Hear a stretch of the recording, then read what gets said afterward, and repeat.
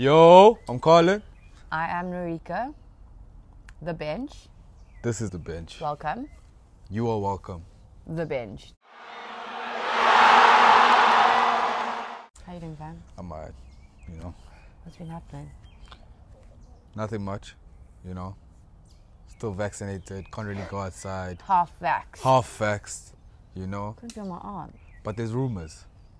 What are the rumors? There's rumors that the stadiums might be opening. Birds came whispering. You know what I'm saying? I heard that. it. I heard a whisper in the wind, you know, through the grapevine. 100%. You know what I'm saying? I heard something about stadiums opening and fans being allowed to go back into stadiums. With an asterisk. So there's With an asterisk. T's and C's Yeah. apply. Read the fine print. You have to be fully vaxxed. Fully vaxxed, not half vaxxed. Fully vaxxed. So on the socials, someone tweeted, our president put us into level 3 lockdown and then ghosted us because we haven't heard from him since about it. Yeah, like he gave us the vaccinations and he's just like, it's fine. Let them figure. I'm gonna leave them for now. I even forgot. I'm like, what time is curfew? Right? Is it 9? Is Right. it midnight? What is going on? You What know. are we allowed to do? It's like people are basically free now, but not so free, guys. Not so free. Not Don't too free. don't be too free. Social Don't be distance. too free. But you we know? want to be free to go into the stadiums Yeah, again. yeah. I think I'm gonna go watch all the games I can go watch. I know a couple of my mates were like, when the stadiums open, Baraka versus, you know, Richards Bay FC I'm in going. a I'll be there. Nedbank Cup round 32 game. We'll be there. You know what I'm We'll be saying? there. We watch all the games, no matter who's playing. We'll you know? just be there. Yeah. I'm so excited. Also, the Paralympics came to an end. I feel like the Yeah. Paralympics came and went And then win. super quickly. But it was exciting. It was exciting if you watched it. Team South Africa. Yeah, Team South Africa did really well. You know? Top tier performance. Yeah, I didn't even know we had athletes like that, to be honest. We Eh? sent a relatively smaller team in comparison to the Olympics that Yeah. happened earlier on. A month before. A month before. Yeah. A month before. But Team South Africa left with 7 medals in total. 4 gold medals, 2 bronze medals, a silver medal, 3 world records. 3 world records. You don't make this stuff up. That's insane. That's insane. Shout out. We can't make this up, guys. That's just elite. That's GOAT mentality. That is GOAT mentality. You know what is really nice though? I think even with like Team South Africa at the Olympics, Yeah. Tatiana was like the golden child that came back. Oh, yeah. A couple years ago, it was like Chad Leclerc. Before that, it's normally in the pool though that the golden people come up. Before Chad Leclerc, Caster Semenya. Oh, was she at the Olympics? Yeah, you had Wade, you had Castor. Wade was the golden boy. So in every like Olympic or Paralympic, there's like a star person, Yeah. right? And Ntando Mahlangu, 2 gold medals. I think he's coming out the Paralympics as the star boy. Or Malangu, as the commentators call him. You know what I mean? But yeah, he won what? Malangu. Long jump and 200 meters, and yeah, star boy. I know, and I saw rumors that he might secure his bag with a documentary. Really? Yeah, make a movie kind of thing about him. And I'm saying this man is in his bag. He's definitely within his bag. We love to see it. Which is great. But we did end off on a high. So Ntando Malangu was definitely the star boy. Yeah. But South Africa ended with a medal in the marathon. We got a bronze medal. There's still a medal. I know. Still a But I medal. mean, like, to end off the Paralympics with a medal. You know. Like the last event, and then you still win a medal as It's a like country. living with a party pack. Guys, we are It's nice. GOAT mentality, Yeah. elite mentality. So I know we said it in an episode prior, but you know, being South Africans, you got to be proud. Got to find the joy sometimes. So let's ride on the hype of the Paralympians as they come back to South Africa, which is dope. What else has been happening, Carl? Yeah, there's drama all around, to be honest. You know what I mean?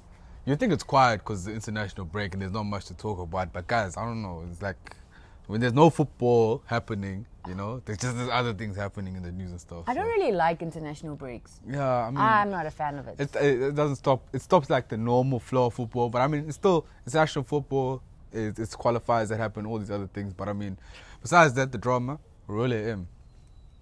Always drama. Yeah, I think there was something that was trending on the socials, like, am I the drama? I can't be the drama. Am I the drama? I'm the drama. It's really him of the drama, guys. They're the drama. Have not been out of the headlines since May, guys. Is that how you stay This is relevant? intense. It sounds like some of the stuff sounds like they're making it up, to be honest. But they're like not. They're not making it up, Who guys. wants the drama? Shit's really happening out there. So, you know, they took over TTM, Bloom. They took over Bloom. Bought their rights. Right? Bought Bloom's rights. So then they moved all the players that were playing in Bloom to Durban. Players were promised, you know, contracts, money, houses, maybe some cars. This is rumors, you know what I'm saying? Like, all these things allegedly happened, right? So, a couple months later, to like last week, the Twitter streets are out here, you know, spilling the tea, taking out the dirty laundry, saying that players have not been paid, players are going on strike, you know, there's certain players that are just not willing not to play for the club ever again. And then also, to top it off, there's allegedly 62 registered players at the club. There's only 11 guys that start on the field, you know. And your squad is going to be at most 23, 22. You know, now there's 62. What are you doing with the other 40 players? What are you doing with the other 40 players? Is there another league that they're going to have a team in? Right, yeah, that's what they were saying. They were like, they should just make two Royal M teams and then verse them against each other, and then whoever wins is the actual. Trials, like you know, trials. yeah, like oh, that. Like That's Royal AM. That you is know, like trials. and then the other players, are they? You know, yes, career's over. I saw a lot of people. Like, you know, it's a divided nation. Because some people were like, "How can you do this, Royal AM to the players? People need to make a living, you know, in South Africa, families to feed, loans to cars to pay off, houses to pay off, or whatever." And some people have come out and defended the owners of Royal AM, and they said, you know what? Who's the owner? Mamkiza. Mamkiza. They're like, she's really doing the most that she can. They're like, what is she meant to do? There's Bloom players, there's Royal AM players. Yeah, no, true. But they both can't exist. And you're trying to find a way to have both of them exist, and you can't. Someone's going to lose. There are going to be players out of jobs. Yeah, but I mean, when they bought Bloom, the players who were registered to Royal AM, remember, they were bought up by TTM. So some of those players should have been gone to TTM already. So I think there was just a big mix-up, you know, with that whole shifting of players and like a stir fry, it was like just salad. There's a lot of stuff going on with this. So they got a very sticky situation happening there right now, and it's not really nice. It's not really nice to see, you know. PSL is one of the wealthier leagues on the continent, and then to have players going through like these emotional and financial and mental stress, guys. We don't need this. We're still in the panoramic. Right. We are still inside within the panoramic, and our players' lives are getting a bit harder. On a more positive note, history was made as well. History was made, okay? Okay, first of all, we all just need to acknowledge that Mamelodi Sundowns are the team they think they are. They are the team they think, The club. Not even the team. The club, you know, from top to bottom. The club. Yeah. Everything about the club. We said Rock Nations, they're winning things, you know, they got the numbers, they got the players, they got everything as a club, as a whole. The entire package, 10 out of 10 personality and looks. Maybe they're actually a 12 out of 10 because the women's team made history. History. I wouldn't say 12. But history. yes. I know, I think history gives you an bumps The women's up. team did make history. History gives you a +2 out of 10. You know, for this occasion, we allow it. History. Mamelodi Sundowns women's team qualified for the CAF Champions, like the CAF Champions League. Yeah. And it's going to be the inaugural competition. There's going to be eight women's teams playing and competing in it across the continent. And Mamelodi Sundowns women's team have done it. They have. They made history. They did. They will be representing, I think it's Southern Africa, or is it just... Yeah, because they played in... the COSAFA, So they played in the COSAFA qualifier, so it's all of the teams from Southern Africa. Yes. And then they, you know, came out on top. Yeah, so they won the final, the COSAFA Women's qualifying final against Black Rhino Queens from Zimbabwe, beat them 3-0, and now we are going to the CAF Champions League, the first one on the continent. It's taken us a while to get here, guys, but women's football is on the rise. It's on the rise. You love to see Africa. it. You love to see development, you know, equality, all the nice things. It only makes sense because last season or last year, Banyana were doing bits. Okay? They were. They really were. So now it's really good to see that that's filtering down into our national women's league. Okay, and from like our Banyana team, we've had our national players go abroad. Yeah. be like headhunted and wanted abroad in playing in European leagues, like the best, like European Champions League, you know, all that kind of stuff. Yeah. But South African women's football is on the rise. It's on the rise. We are there. And later on in this year, we hope to see Mamelodi Sundowns women's team do the things that need to be done. Probably get that star, you know. They like are. So they want to match the star that the men's team have. And they'll be the first South African women's team to get a star.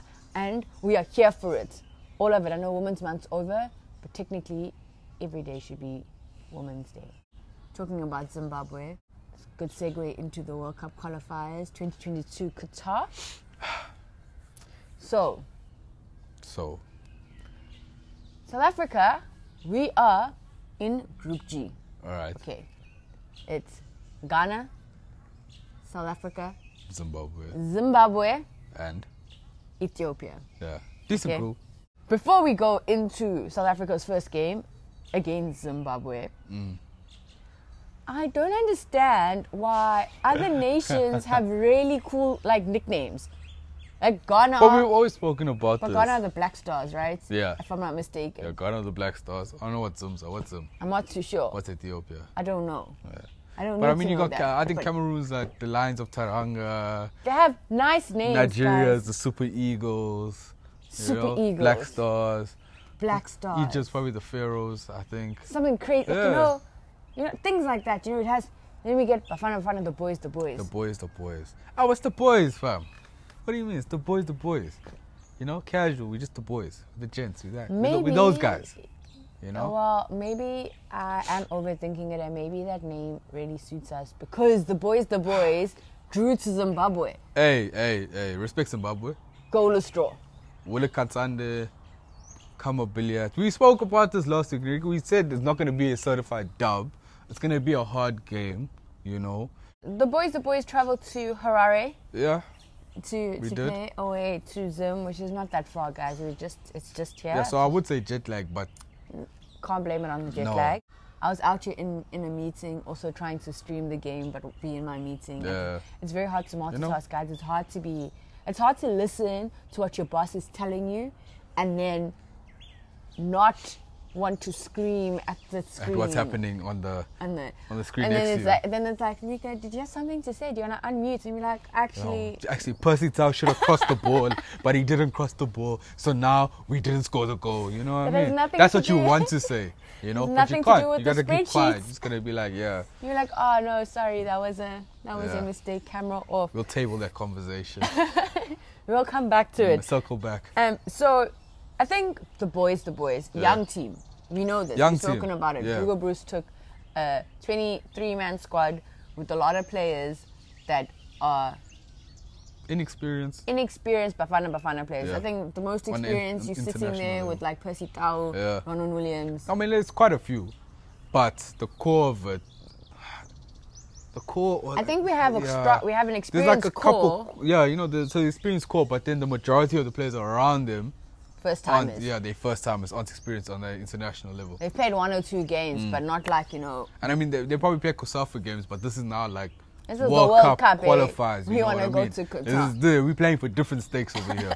It's not playing for just Southern Africa. We're going against the world. Going over international. Here. You're right. But there was good possession, I think, from Bafana Bafana in the beginning of the game. You know, you started off strong. Yeah. It's kind of like when you are, but the thing is, right, it's 90 minutes. I feel like we started off strong as if we are running a sprint, but we are running a marathon. We controlled the possession. We had the majority of the possession in the beginning part of the game. Yeah. And on brand for Bafana Bafana it's that final third. Fine, guys, keep all the possession, but possession doesn't score you goals. Well, possession can lead to scoring goals, but you still need that cutting edge. Yeah, and in that last third, the crossing and the passing is just, it's like we just fell short. Yeah. I don't even know how to explain it. I think if you're going to take a positive out of the match, you can say it was the first match that under Hugo Broos, and also that first match with the new team. Like, you know, the idea was there, you know. So clearly you wanted to change something from the previous teams that we've selected, because the out of the teams we selected before and taken to previous tournaments, we've underperformed, if you're going to put it, like, you know, plain simple. The guys that we've selected before haven't played well. So I think the manager now decided, like, yo, let's change it up, shake it up, put something new out there for the fans, you know, for the country, you know. Yes, the first game of these players, they didn't look like they really gelled as well as they could have, but I mean, it's not a loss. Are you saying trust the process? So trust the process. Trust the process. I think the best chance was Evidence Mahopa. For a youngster, I'm going to give him a bit of room because he missed a header. It went over the crossbar. It went over the crossbar, but I think that potentially could have been the best chance of the game. It was a training, and that's how you know that the drills that are done in the training field are being executed in the game. In the 90 minutes. In the 90 minutes, because that was like a short corner, crossed in. It was worked. It was meant to happen. It was meant to happen. It wasn't just like a fluke. Like it was, you know, step 1, step 2, step 3. By the time we get to step 4, it needs to be on the head of Evidence, and you need to be looking at goals. We just missed the chance. And then Teboho Mokoena also had a chance. He got pretty good ratings for his performance in the midfield. No, he was. I think out of the midfield that we did choose, he was the most active player. You know, if I was a coach, there was a couple players out there in that team that I don't think should have started. But I'm not the coach, you know. I don't have my badges. You just sit here. You know, we just sit and watch. You know, we sit on the bench and watch the TV. You know what I mean? So, yeah, I think the coach did get a couple selections wrong, you know, but Teboho Mokoena was probably one of the selections he did get right. Also had a decent attempted goal, like if that went in. But the Zim keeper was on it, just like our boy Ronwen Williams was also on it. And then Bongokuhle Hlongwane, the Maritzburg United striker player, got subbed on for Links, and he was excited. He made an immediate impact, and I think that was a really good decision. I think what is he, like 21? Kids. 20, he's young. Youth. He's young, extremely young. 2Ks. That's 2000 stuff. But he was amazing, I can't lie. You know, when he did come on the pitch, it did look like we had a chance to actually score a goal, you know, compared to the team that really started. You know, but if that's what you want from a sub, that means that it is working, like the process, you know. From a tactical standpoint, if the manager was looking at the team and was like, no, the players aren't giving me, you know, what I want from it, and to sub Hlongwane on, you know, it changed up the game, and we could have won. And then I think he came on and he created like 3 chances or so, you know. So it was exciting. I'll give him props. I'm a big fan of that, of being able to, because I think that's been the problem with South African football, is that, well, Bafana Bafana specifically, is that we play a game, and then like we start really strong for about the first 30 minutes or so, and we kind of like die off. But then our options on the bench, even when they come on, they don't really make an impact. It's like we continue here. We're very monotonous in the way we play. The same thing over and over. I mean, it's like you're just subbing on another player to do the same thing that the other player was doing. But so it was actually very exciting to see him come on and make an immediate positive impact in the game, even though the positive impact did not end up in a goal. Do you know what I mean? But it was just like a burst, an injection. Injection of energy. Like you're getting that, an injection of energy into. But it was a tough game, I guess. I think the biggest disappointment of that game was watching Percy Tau play, to be honest. Yeah. I mean, you don't like to talk negative things about the boy. I don't like speaking negative. Star boy, you know what I mean? But reality is reality, you know what I mean? I think especially moving from his old club in the Prem now back to Ali now in Egypt and the African continent, it's just a lot of things that happened in his life. Maybe he wasn't up to it on the day, you know. I mean, everybody on the socials, you know, people he spoke to, we did expect better from Percy, you know, but he didn't really have his best game, you know what I mean? And those are the players that you do expect to carry the team, especially in a new team with a lot of youngsters around you. You do expect the experienced players to carry it, and I think that's what let us down on the day. I don't know, do you think leaving out, well, I guess there's an argument because Bongani Zungu could have been left out because of his the travelling ban and all that. So potentially, but then do you think leaving out a player like Tembazwane from the squad was a loss for us, especially in a game against Zim? So that's why I think like it's a very sticky one, because this guy, I mean, Hugo Broos is trying to switch up the whole process, you know 100%. What I mean, and give us a new product for us to watch, you know. And that does mean dropping some stars at the end of the day. I mean, you look at our captain now, Chelani Hlatshwayo is out of there, you know. Yeah. I don't think he's not the captain. I don't think he's gonna. Yeah, you know, Ronwen Williams is not the captain, and that's just the whole switch up from before. You know what I mean? So now he's switching somebody who was the captain out of nowhere. I don't think the way he's playing, he's gonna make it into the side for a long time. But I mean, then you got players like Tembazwane, Lala K. You know, a couple players in the DStv Prem, Keegan Dolly and them actually performing really well in the league. but aren't getting selected. Yeah. You know, whether that be because of their age and like they're 30 and maybe Mr. Broos is trying to select a younger team, you know, or he just doesn't feel them, you know. It's kind of a weird one, you know. I think as a coach, it's kind of nice problems to have, you know, to have those problems of like having quality players that aren't getting selected. So, you know, if it fails at the end of the day, you can actually bring those players into the squad and change things up. But yeah, as I said, I don't have the badges and I don't make those decisions. But we just have hot takes on the bench. We just have hot takes. Yeah, we are. Commentary. It's not a loss. It is 1 point. Yeah. So if you look at that Group G log, Ghana did beat Ethiopia, so they're on top with 3 points. Then it's South Africa and Zim, 1 point each, but South Africa is above, and that's mainly because we played the away leg, and then Ethiopia on the bottom with 0. I think the biggest disappointment out of this first game for the World Cup qualifiers was our expectation as a nation. I feel like people who watch and support Bafana Bafana, our expectations are here. It's here. But the reality is somewhere here. Should be some, like. But we always just want more, and I don't know. It's kind of like when you and your kids and you used to watch Dragon Ball Z, and then they used to tell us, put your hands up so Goku can have the powers to do the things. Give him the energy. Yeah. That's kind of what we're doing. We like, as Bafana Bafana supporters, we want them to do well, and we put our hands up and we watch the game, and then they don't climb to the expectation, which is more disappointing than anything else. So are you saying that we as a nation need to just lower expectations? Just drop our expectations. I think we should. What's the worst that can happen? Stop chasing 10s, just go for 4s. Not 4s, like a 6.5. Durban 6s. Like a universal 6. Joburg 6s. Is Joburg a universal 6? And Durban 6s are here, and then Joburg 6s are here. Yeah. No, Durban's definitely above Johannesburg. Yeah, so where are we going? PE. Obeja 6s. Yeah, maybe isn't that in the middle? Yeah. I don't know. Actually, maybe not. I heard they steal curtains in Obeja, so maybe not. Maybe let's not keep it. Let's not do that. But I did see someone tweet, and they were just like, what did they say about Bafana Bafana? They said that it's hard to put. Oh, because someone went out. Someone came out throwing hands.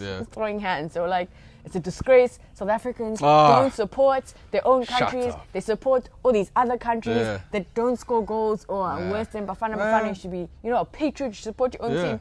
And this guy retweeted and said, we do support them, but we also have to support the other teams in the group. And they have in order for us to go through and stuff. I feel you. And they have us out here doing quick math. Now I need to watch Bafana Bafana play and then do math, being like, okay, now we are on this many points. And we have to sit there with the calculator. I need this team to lose for that team to win. And then I add the points and subtract, and then that's how we go through. And the guy was like, it's too much. I'm not good at math. Yeah. I cannot do it. Some of us, we struggled in school. The quick math, it ain't mathing. So I don't know. What do you think needs to change in the team against? Well, we're going to retrospectively talk about this game. Yeah, right? I guess you just got to run it back, Turbo. Just same thing, same 11. Trust know the what process. I mean? The guys didn't lose. Just run the whole process back, see what happens, and then if it doesn't work out during the game, obviously again you just insert back in the subs and put those players who performed again. But the guys who started didn't do bad. Give them another chance to prove themselves. Yeah, I think the starting 11 against in the game against them, did above average. Yeah. With the exception of Percy Tau, but that comes back to he's such a star boy. Our expectations of him is way inflated in comparison to the other players in the team. But you have youngsters like Rushine, Dirk. Yeah, Rushine, and they're very capable players. Very capable players. And the game against Zim, seeing Hlongwane, as we spoke about, coming on as a sub, injecting the spice, injecting the excitement into the game. Guys, there was a time where Bafana Bafana beat Egypt. Right. In Africa, in a competition. It wasn't no friendly. It was in an African competition. So it meant something. So I hope by the time this video comes out, South Africa are 4 points up. Hugo Broos was correct. He was on the money. Trust the process. 4 points up. If we're not 4 points up, I guess the next video you might see tears and some tissues, but Oh wow. we ain't there yet. Drop a comment. Let us know what you thought about the the boys performance against Zimbabwe, and what you thought about their performance against Ghana. And are we going to be in Qatar for the 2022 World Cup? Don't forget to like, share, and subscribe. It's all love. You know the vibes. Until next time. That was weird.